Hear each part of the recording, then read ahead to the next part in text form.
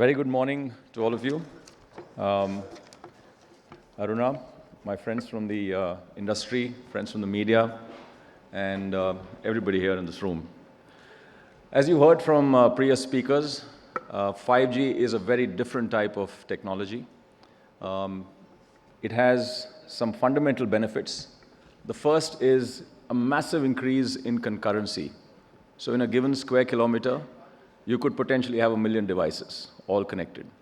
Machine-to-machine devices, human devices, smartphones, the works.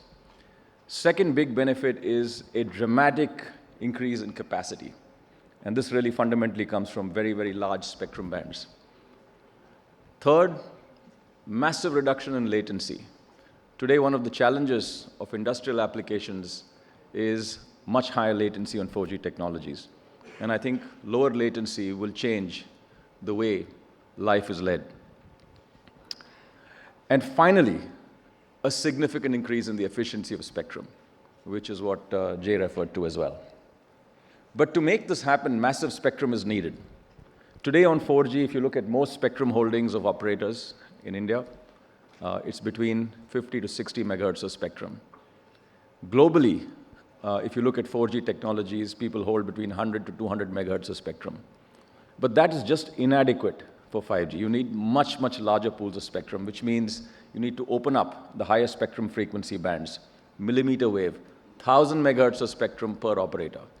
In fact, the lowest frequency bands, which are the mid-band, are really the highest frequencies today, 3.5 gigahertz.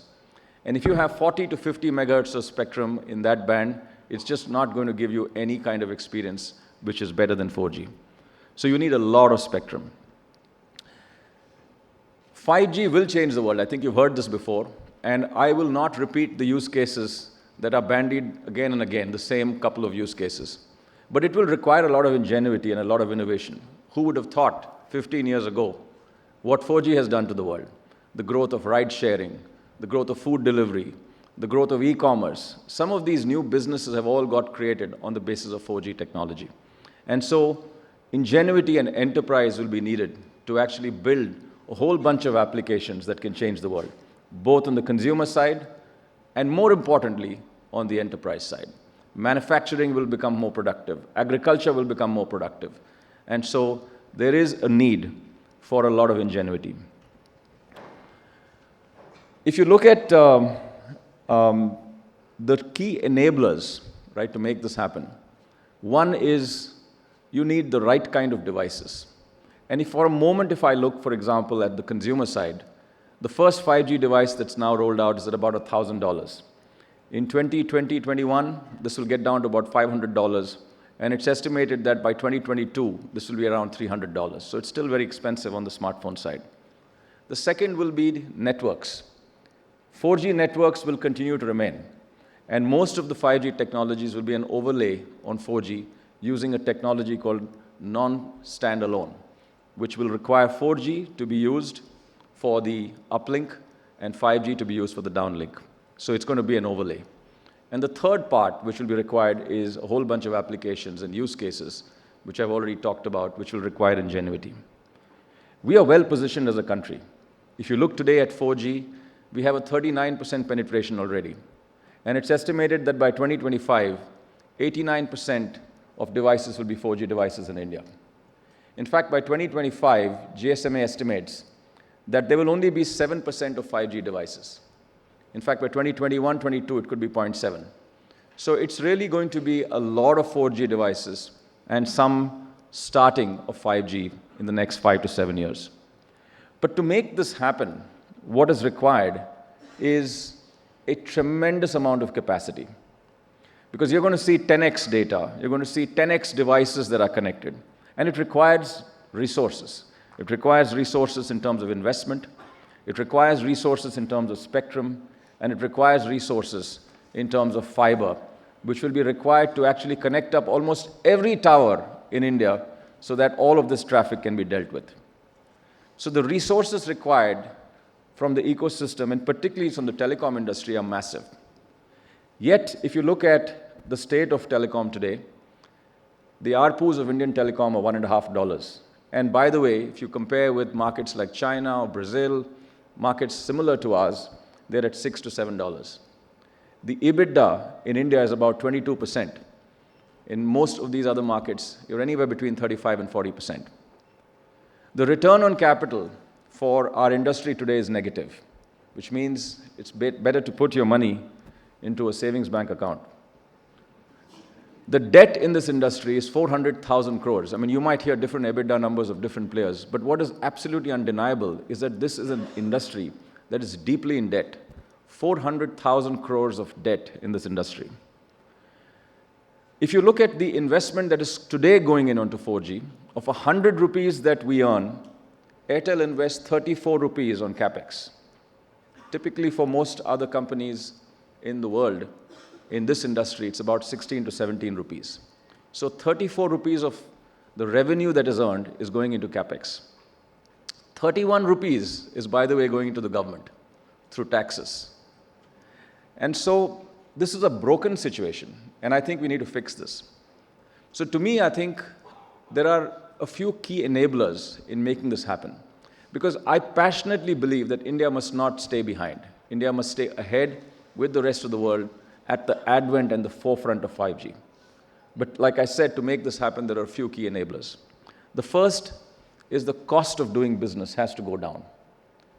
The spectrum usage charges, the taxes that are levied, the litigation that the industry is subjected to, the USO fund that is sitting there, 50,000 crores sitting with the government that is unused, or indeed the 35,000 crores of money that's stuck on input credit of GST, which is actually constraining the capacity of the industry to invest even more, because it's just money that is stuck simply because the industry has fallen in terms of revenue.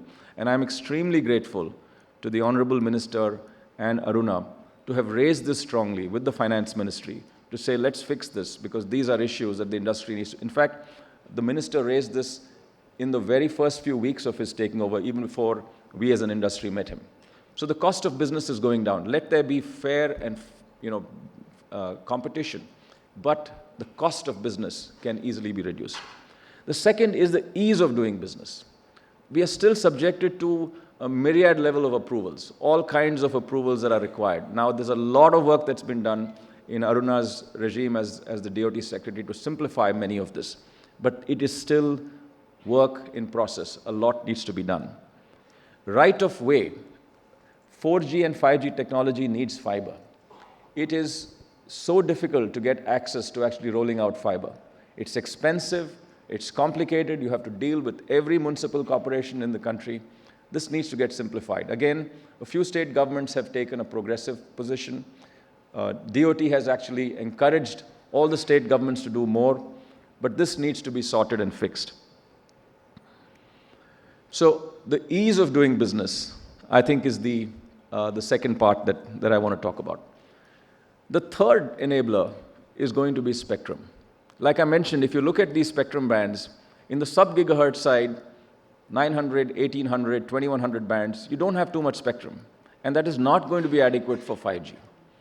3.5 gigahertz, each operator needs at least 75 to 100 megahertz of spectrum. If you don't have 75 to 100 megahertz of spectrum, you're not going to have 5G experience. You'll have 5G showing up on your device, but it will really be a 4G experience. So you need a lot more spectrum, and you need a roadmap for freeing up millimeter wave spectrum, where lots of spectrum is sitting.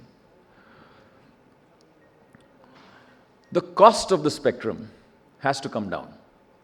Today, if you look at 3.5 gigahertz, the reserve price of the spectrum is 50,000 crores. Now, where should, for 100 megahertz, which is an adequate amount to run 5G, where do you direct the investment?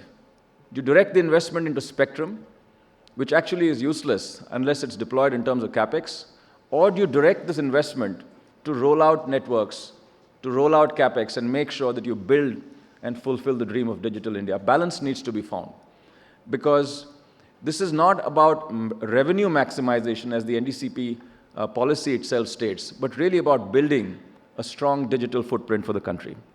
So the cost of the spectrum has to come down. Backhaul. In many parts of India, you can't go with fiber. You need microwave spectrum to actually backhaul this very large amount of traffic that is going to be generated on 5G networks. And for that, there is microwave spectrum sitting with the government in the E-band. This needs to be actually allocated because it is criminal that it's sitting there and not being allocated and increasing degrading the quality of the experience that the industry is able to deliver. So that's my third point, which is really spectrum. And my last point in terms of enabler is really to get the security right. Much has been talked about on security. There are security threats on 5G as more and more devices get connected, whether it's on the device side, on the radio side, on the access side, on the application side, on the core side. There are security threats everywhere. And my sense is that we should not plunge into this. We should take the next 12 to 18 months, study this thoroughly, do a bunch of trials to make sure that we really understand this beast thoroughly so that India has the right security architecture and the right security policy to safeguard its interests. So in sum, I would say we have an opportunity here. We have an opportunity to reset this industry. And I would passionately advocate that this industry must be subjected to competition because that is the only way the customer experience will improve. But at the same time, we must find ways to create an enabling environment which will allow this industry to meet the vision of Digital India. Thank you very much.